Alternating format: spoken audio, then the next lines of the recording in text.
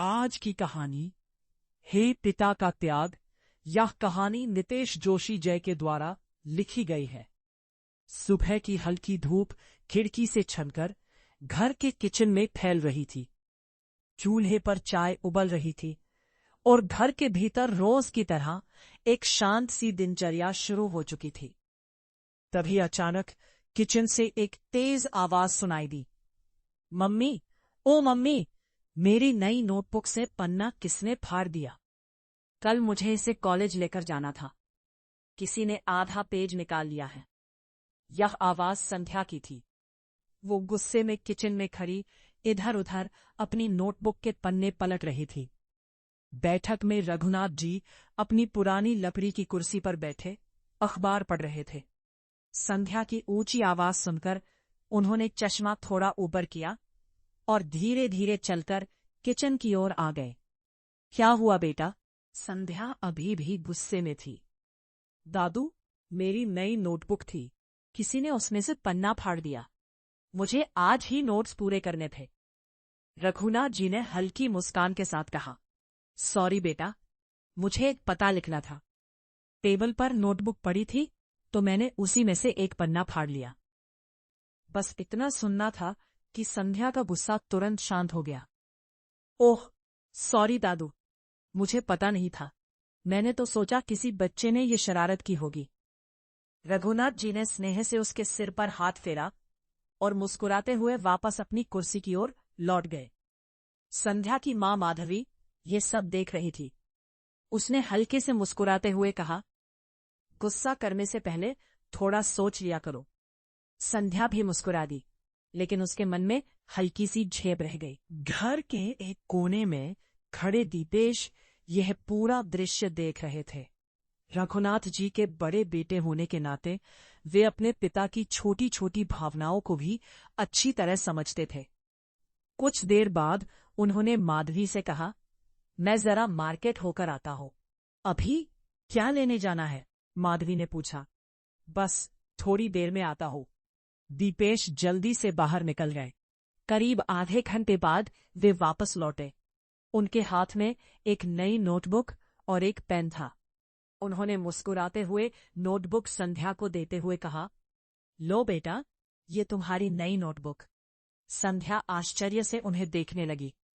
पापा, इसकी क्या जरूरत थी? मेरी तो बस एक पेज की वजह से नाराजगी थी।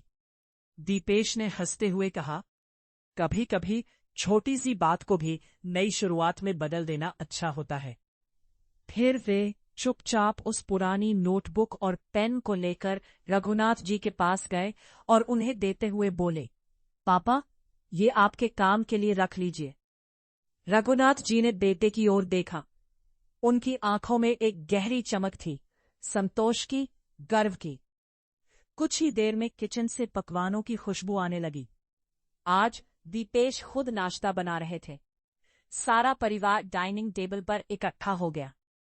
छोटा मयूर उत्सुकता से बोला, पापा, आज क्या बनाया है? दीपेश मुस्कुराए। आज हमारे छोटे मयूर के लिए छोटे छोटे वड़े बनाए हैं। साथ में धनिया पुदीना और इमली अमचूर की चटनी भी है।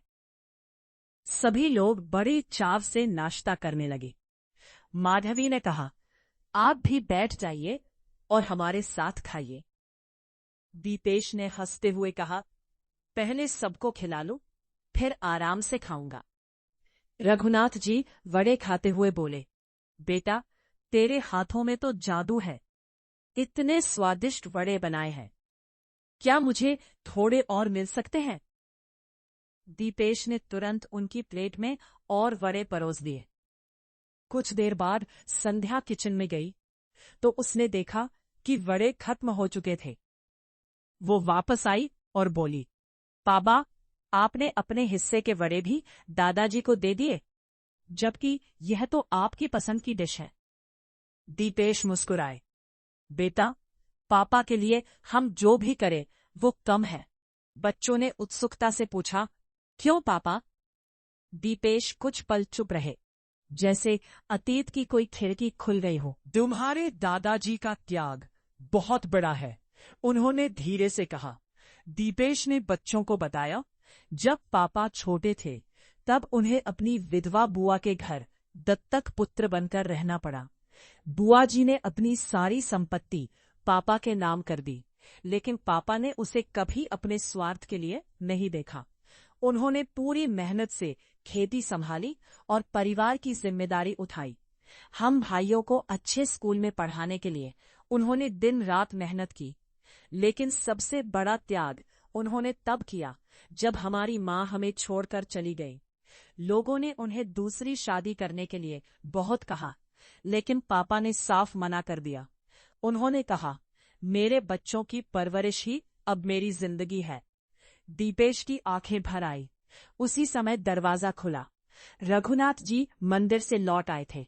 पूरा परिवार उन्हें देखकर मुस्कुराने लगा। दीपेश आगे बढ़े और झुककर उनके चरण छुए। रघुनाथ जी ने स्नेह से उसके सिर पर हाथ रखा। उनके चेहरे पर संतोष और गर्व की गहरी छाप थी।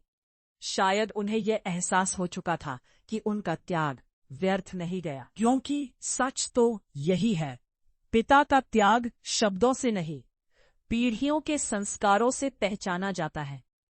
हमारी यह कहानी आपको कैसी लगी, आप अपने विचार प्रकट करें। और अगर आप भी कहानी लिखते हैं और आप भी चाहते हैं कि आपकी कहानी भी इसी प्रकार YouTube पर आए, तो आप हमको अपनी कहानी मेल करें। हमारा मेल आईडी नीचे दिया गया।